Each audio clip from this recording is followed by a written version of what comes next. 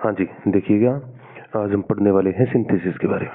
ठीक है, तो सिंथेसिस जो है सामान्य सी जानकारी है। इसमें सिंथेसिस है वो एनालिसिस का अपोजिट होता है। इसमें क्या होता है कि कम से कम दो सेंटेंस मिला के, यानी दो सिंपल सेंटेंस है वो मिलते हैं, सिंपल से सिंपल भी बनाया जा सकता है। दोनों सेंटेंस को जोड़ के हम एक बनाएंगे तो जो एक सेंटेंस बनता है वो सिंपल भी बन सकता है, कंपाउंड भी बन सकता है और कॉम्प्लेक्स भी बन सकता है। ठीक है, तो अब हमारे जो पेपर में जैसे पेपर होगा तो उसमें जो क्वेश्चन आते हैं उसमें आपको दो सेंटेंस ऐसे दिए जाते हैं, ये पहला और ये दूसरा। इन दोनों को कंबाइन करके आपको एक नया सेंटेंस बनाना होता है। अब वो आपको बनाना पड़ेगा जैसा आपको इंस्ट्रक्शन मिलता है कि भी सिंपल बनाओगे या कंपाउंड बनाओगे या कॉम्प्लेक्स बनाओगे। ठीक है, तो सबसे पहले हम शुरुआत करते हैं कि जो अपने पास सिंपल सेंटेंस जो बनाया जाता है, यानी सबसे पहले हम शुरू करते हैं सिंपल सेंटेंस। तो सिंपल सेंटेंस को बनाने के लिए हमें जो जानकारी होनी चाहिए वो क्या है। तो देखिए, सबसे पहले बात ये रहती है कि सिंपल सेंटेंस जब अपने बनाएंगे तो उसमें हम ये देखते हैं कि दो प्रकार की अपने पास वर्ब्स होती हैं, एक फाइनाइट और एक नॉन फाइनाइट। ठीक है, तो जैसे फाइनाइट वर्ब होती है ये, इसके भी तीन प्रकार हैं, और नॉन फाइनाइट है उसके भी तीन प्रकार हैं। ठीक है, 3 टाइप्स हैं। तो सबसे पहले देखो कि फाइनाइट वर्ब होती है 24 हेल्पिंग वर्ब्स, यानी 24 हेल्पिंग वर्ब है, वो सारी की सारी फाइनाइट होती है। दूसरी तरफ 2 प्लस वर्ब का फर्स्ट, जैसे to play, to run, to read, to write, ये टू इन्फिनेटिव होती है, मतलब नॉन फाइनाइट वर्ब है। ये याद रखना पड़ेगा। ठीक है, इसलिए यहाँ पे आपके पास ये सारी की सारी जो है वो हेल्पिंग वर्ब्स आ रही है। फिर दूसरा जो टाइप होता है इसमें वो है जो फाइनाइट वर्ब है, वो वर्ब की सेकंड होती है। नॉन फाइनाइट होती है वो वर्ब की थर्ड फॉर्म है, वो नॉन फाइनाइट, जिसका नाम होता है पास्ट पार्टिसिपल, जिसका आइडेंटिफिकेशन है जिसके एंड में ईडी या ईएन लगा हो तो वो थर्ड फॉर्म जैसे बोलते हैं वो। ठीक है, तो ये आप जैसे जैसे नोट डाउन करोगे तो आपको याद रह जाएगा। तीसरा टाइप है फाइनाइट वर्ब जो होती है वो सिंपल, जैसे वर्ब की फर्स्ट या वर्ब की फर्स्ट प्लस एस या ईएस, जैसे गो, गोज हो गया, राइट, राइट्स हो गया। दूसरी तरफ नॉन फाइनाइट है वो होता है वर्ब का आईएनजी, जैसे गिव का गिविंग, बी का बीइंग, डू का डूइंग, गो का गोइंग, यानी इसको सही नाम इसका होता है प्रेजेंट पार्टिसिपल। ठीक है, तो हमें अब यहाँ पे ध्यान क्या रखना है, हमें ध्यान ये रखना है कि अपने पास जैसे एक तो आई फाइनाइट वर्ब, एफ वी लिखता हूं, एक आई नॉन फाइनाइट वर्ब। तो जो आपके पास सिंपल सेंटेंस होता है, ठीक है, सिंपल सेंटेंस होता है उसमें फाइनाइट वर्ब तो आएगी आएगी, नॉन फाइनाइट आ भी सकती है और नहीं भी आ सकती, इसकी जरूरी नहीं है, ये जरूरी है, यानी फाइनाइट वर्ब आनी जरूरी है। ठीक है, अब देखिए आगे, जैसे सबसे पहले हम बात करते हैं कि इसके तरीके होंगे, 5-7 तरीके होते हैं सिंपल सेंटेंस बने। उसमें पहला तरीका क्या है, पार्टिसिपल को यूज में लेना। अब पार्टिसिपल की पहचान क्या होती है कि पार्टिसिपल आईएनजी फॉर्म, जैसा एक मिनट देखिए, ये क्या है आपके पास, पार्टिसिपल है। ठीक है, दूसरा ये भी आपके पास पार्टिसिपल है। ठीक है, ऊपर नहीं है। तो पार्टिसिपल का जब यूज करते हैं तो आपके पास वर्ब की थर्ड भी हो सकती है या वर्ब की आईएनजी फॉर्म भी हो सकती है। ठीक है, ये दो टाइप जो है वो पार्टिसिपल के होते हैं। अब देखिएगा, आपको दो सेंटेंस मिलेंगे, दो सेंटेंस जैसे एक यहां पर और एक यहां पर, ऐसे इसमें से कोई सा भी एक सेंटेंस हो जिसमें आपको क्या लगी हुई मिले, इज एम आर वोज वर मिले, तो उसको आप बीइंग कर दोगे। ठीक है, और किसका बीइंग करोगे, ये वैसे तो स्टेट और कंडीशन दर्शाता है, जो पहला काम है उसको आप क्या करोगे, उसका उस वर्ब का, जैसे ये वर्ब मिले उसको ये बना दोगे। ठीक है, अगर सेकंड फॉर्म मिले तो उस सेंटेंस में क्या होती है, फास्टनेस होती है। सेकंड वाले में जैसे आपको फास्टनेस दिखे तो पहला एक्शन जो है उसको क्या करोगे, उस वर्ब का फर्स्ट बनाओ और आईएनजी कर दो। समझ में आई बात। तीसरा तरीका होता है कि अगर वर्ब की सेकंड है लेकिन आपको वहां पर किसी प्रकार का कोई फास्टनेस दिखाई नहीं दे, जैसे उस सेंटेंस में फास्टनेस नहीं हो, तो आप क्या करोगे, पहला एक्शन जो है अगर वो एक्टिव वॉइस का है तो हैविंग प्लस थर्ड कर दो, और पैसिव का है तो हैविंग बीन थर्ड कर दो। अब आपको क्या पता चले कि भी इसमें जैसे पैसिव कैसा होता है, तो पैसिव की पहचान होती है बी प्लस वर्ब की थर्ड, आगे आएगा तो मैं बता दूंगा उसमें, ठीक है। जैसे देखो सबसे पहला सेंटेंस क्या है, ही जंप्ड अप। अब ध्यान रखना है इनके जो सब्जेक्ट्स होते हैं, मैं क्या कह रहा हूं, इनके जो सब्जेक्ट होते हैं अगर सब्जेक्ट सेम है तो फर्स्ट है उसको हटा दो, ठीक है। अगर पहला नाउन है दूसरा प्रनाउन है, जैसे पहले राम आ गया और बाद में ही है, तो उस राम को हटा के यानी उस नाउन को हटा के ही की जगह रिप्लेस कर दो, यानी राम को वहां से पहले से हटाओ, यहाँ से हटा के, और बाद वाला जो ही है उसके स्थान पे रख दो, ठीक है। अब देखो जैसे हमारे पास क्या आया, ही जंप्ड अप, तो ये भी और ही सेम है तो ये हट गया। अब यहाँ पे कैसी फॉर्म है, सेकंड फॉर्म है। सेकंड फॉर्म है तो किस में करेंगे, इसकी फर्स्ट बनाओ, वर्ब की फर्स्ट बना के उसके साथ आईएनजी जोड़ दो, तो फर्स्ट क्या होगी, जंप की, जंप्ड की जंप, आईएनजी जोड़ दिया, जंप्ड अप। अब देखो ही जंप्ड अप तो फास्टनेस है, तो पहले काम जो हुआ है उसमें क्या कर देंगे अपने, आईएनजी बनाया, ही जंप्ड अप ही रैन अवे, सीधा बन गया, ठीक है। ये एक ही बचा, पहला तो हटा दिया। जैसे ही was tired of play he set down to rest. अब देखो इसमें वोज आ गया, तो आप वोज को बीइंग टायर्ड कर दो और सीधा इसको पूरे को ही हटा दो, चाहे दोनों बन सकते हैं, ठीक है। ओ प्ले आगे सेम का सेम क्योंकि सब्जेक्ट सेम है। जैसे और आगे देखें तो इस प्रकार के जो सेंटेंस होते हैं इसमें जैसे आप देखोगे कि भी हम जो चेंज करेंगे ये सारे रूल्स जो हैं ये सारे रूल्स हैं वो सब में बराबर लगे हुए मिलेंगे, ठीक है।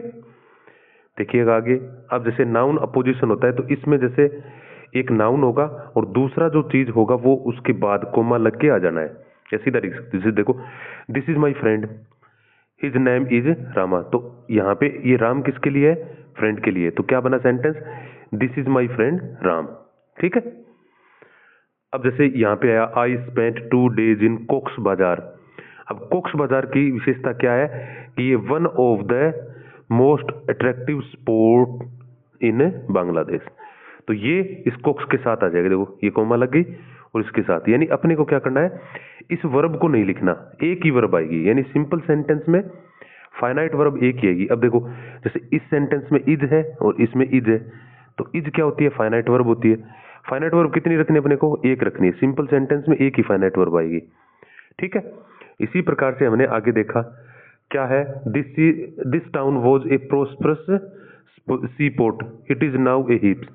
तो यानी अब हम बात करेंगे कि कभी पहले क्या था, वोज है और इज है, तो वोज वाला हमने क्या है, ये इतना काम में ले लिया, ये किस में लगेगा, उस टाउन में लगेगा। देखो तो द टाउन जो एक कभी क्या होता था, तो once a prosperous sea port होता था, और आगे is now a heap of ruin, ठीक है। तो ये ऐसे, अब अपने पास इसमें वर्ब कितनी रही, एक, यहाँ पे क्या है, वोज और इज, और अपने क्या रखनी है, एक रखनी है, ठीक है।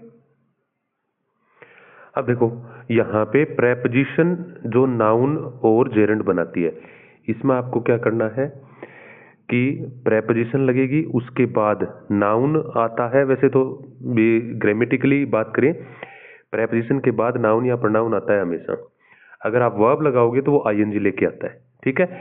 लेकिन हमें क्या करना है, यहाँ पे जैसे दो वर्ब है इनमें से एक ही रखनी है, तो जैसे देखो the moon rose the journey was not, their journey was not ended, तो the moon rose before the end of. अब इसको क्या है, ये पूरा नाउन फ्रेज बना दिया। इसी प्रकार से he has failed many times he still hopes to succeed, तो in spite of many failures. अब देखो यहाँ पर क्या है, इन प्रेपोजिशन है, इन स्पाइट ऑफ ये पूरा, और ये मेनी फेलियर्स ये नाउन आ गया। तो ये जो सेंटेंस है इसमें जैसे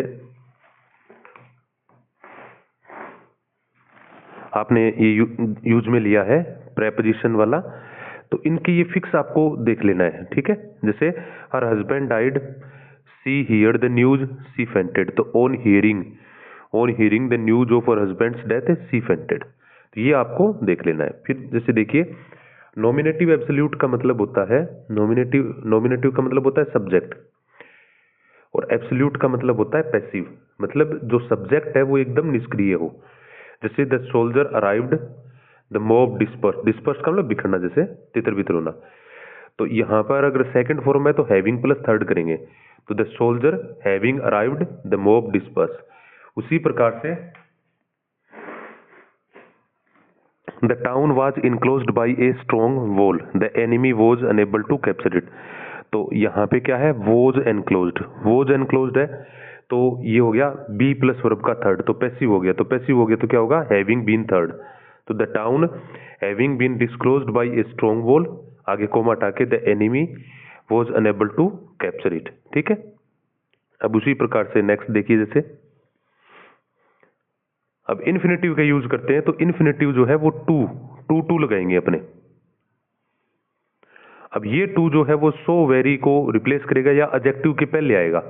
अब देखो एडजेक्टिव की पहचान क्या क्या होगी, जो एडजेक्टिव अपने को मिलता है वैसे, तो उस एडजेक्टिव की पहचान होगी, जैसे ईडी लगा हुआ एडजेक्टिव होता है जिसके एंड में, जैसे टैलेंटेड हो गया, ईएन एक एक बोल रहा हूं मैं, जैसे गोल्डन हो गया, फुल हो गया, आईएसएस यानी रेडिश हो गया, लेस यानी फियरलेस हो गया, एलवाई यानी मैनली हो गया, सम हो गया, वार्ड हो गया, ऐसे। फिर हेल्दी हो गया, उसके बाद जैसे some, ward, healthy, national, human, familiar, ARY, ये पहचान होती है। जो वर्ड्स होते हैं उनकी पहचान होती है, जो वर्ड्स एडजेक्टिव बनाते हैं, यानी जो एडजेक्टिव होते हैं उनकी, जैसे एबल लग गया, ID, IVE, ILE, ये जो लगे होते हैं, INE, OUS, LENT या ATE, ऐसे जो वर्ड होते हैं वो पहचान होती है किसकी, एडजेक्टिव की। ठीक है, अब देखिए कि जैसे हमने यहाँ पे देखा कि जो टू था, यानी टू जो है वो रिप्लेस करता है किसको, एडजेक्टिव को, यानी एडजेक्टिव को रिप्लेस, एडजेक्टिव के पहले आएगा। ठीक है, और दूसरा जो टू होगा, जैसे यहाँ पे दूसरा जो टू है, ये क्या करता है, वर्ब की फर्स्ट लग गई इसके बाद, तो यहाँ पे जो सब्जेक्ट मिलेगा, कैन या कुड या नोट मिलेगा, उसको रिप्लेस कर देगा।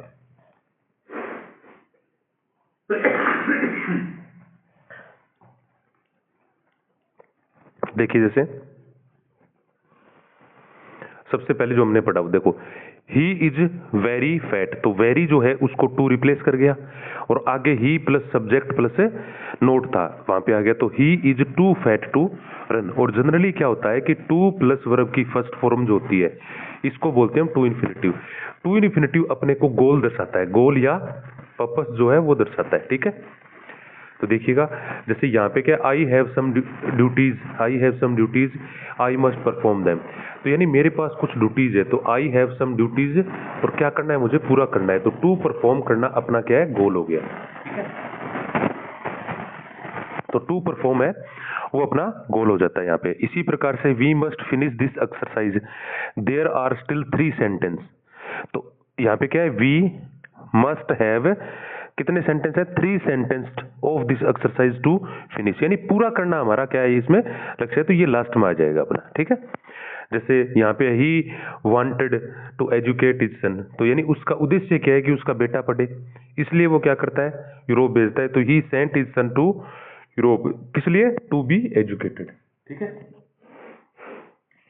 ऐसे तो इस प्रकार से अपने सेंटेंस बनाते हैं। फिर आता है जैसे अपने को एडवर्ब के रूप में बनाना है, तो एडवर्ब की पहचान क्या होती है, या तो एलवाई लगाओ, या जैसे ये पहचान है एडवर्ब की, देखिएगा जैसे एलवाई लगा हुआ है, या वाइज लगा हुआ है, या वार्ड या वार्ड्स है, या वेज है, ये किसकी पहचान है, एडवर्ब की पहचान है। ठीक है, या फिर जैसे इसमें क्या होता है कि जो प्रेपोजिशन या डिटर्मिनेशन या फिर नाउन। ठीक है, तो एडवर्ब की पहचान होती है कि जैसे प्रेपोजिशन लगा हो, जैसे इन, ठीक है, और डिटर्मिनेशन नहीं है, ठीक है ना, डिटर्मिनर्स आते हैं जैसे, उनको बोलेंगे अपने, और डिटर्मिनर्स होते हैं जैसे ए, एन, द, ऐसे, तो जैसे इन द इवनिंग ऐसे लिखा हमने, तो इन तो हो गया प्रेपोजिशन, द हो गया डिटर्मिनेशन यानी सॉरी डिटर्मिनर, और इवनिंग जैसे लिखा हमने, तो इवनिंग हो गया अपने आप में नाउन। तो इस प्रकार से जैसे सेंटेंस जैसे इन द इवनिंग, या विद ड्यू रिस्पेक्ट, तो विद ड्यू रिस्पेक्ट ये बन गया। अगर हम जैसे एडवर्ब बनाए, तो ये तो क्या होता है, अपने बनाते हैं इनको ऐसे। दूसरा जैसे एलवाई लगा हुआ वर्ड है वो एडवर्ब है, जैसे रिस्पेक्ट।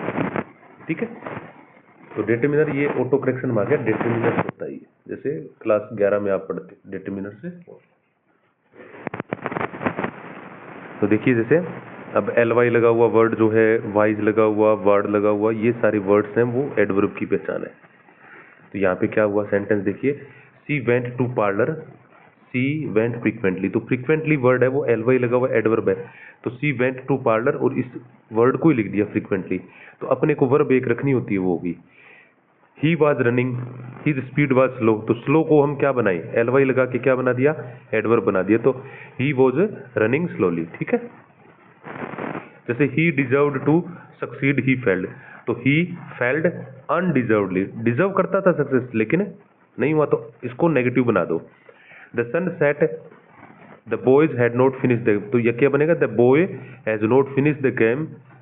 अब बाई सनसेट, अब बाई प्रेपोजिशन और ये नाउन, तो ये पूरा फ्रेज जो है ये क्या बन गया, एडवर्ब फ्रेज बन गया, तो इसलिए ये सही हो गया। अब नेक्स्ट जो तरीका है उसमें हम एडजेक्टिव काम में, जैसे डिटरमिनर हो गया या आर्टिकल। आर्टिकल क्या होते हैं, ए या एन या द जैसे होता है, और आर्टिकल लगा हुआ मिलेगा नाउन, तो बीच में हम यहाँ पे एडजेक्टिव कर देंगे, रख देंगे यहाँ पे। जैसे I came across, came across का मतलब होता है इत्तेफाक से मिलना ही मिलना। A girl in the garden she was beautiful, अब ब्यूटीफुल कौन है, गर्ल है, तो गर्ल से पहले ए तो आर्टिकल हो गया और गर्ल मतलब नाउन हो गया। अब ये अपने पास एडजेक्टिव है तो ये इसके बीच में रख देंगे, तो क्या बनेगा, आई कैम एक्रोस ए गर्ल के बीच में ब्यूटीफुल लिख दिया, तो आई came across a beautiful girl in the garden, ये ऐसे बन जाना है, ठीक है। इसी प्रकार से अगला जो है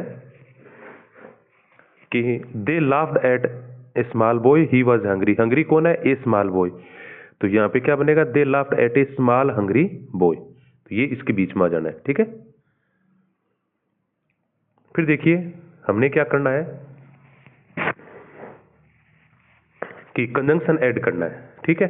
कंजंक्शन ऐड करेंगे तो इसमें एंड आता है, एंड इक्वल रैंक को ऐड करता है। एंड किसको ऐड करेगा, इक्वल रैंक, जैसे आई सा ए काउ, आई सा ए काफ ऑल्सो, तो आई सा ए काउ एंड ए काफ, तो बराबर हो गया। अपने पास वर्ब एक रखनी है। He bought new books, he bought also old book, तो he bought new and old books, ठीक है। फिर है Nisha went to movie, her husband also went with her, तो यहाँ पे Nisha and her husband went to the movies, ठीक है। तो इस प्रकार से ये हो जाएगा। तो आप इनको समझिए, देखिए और ठीक है। Thank you very much.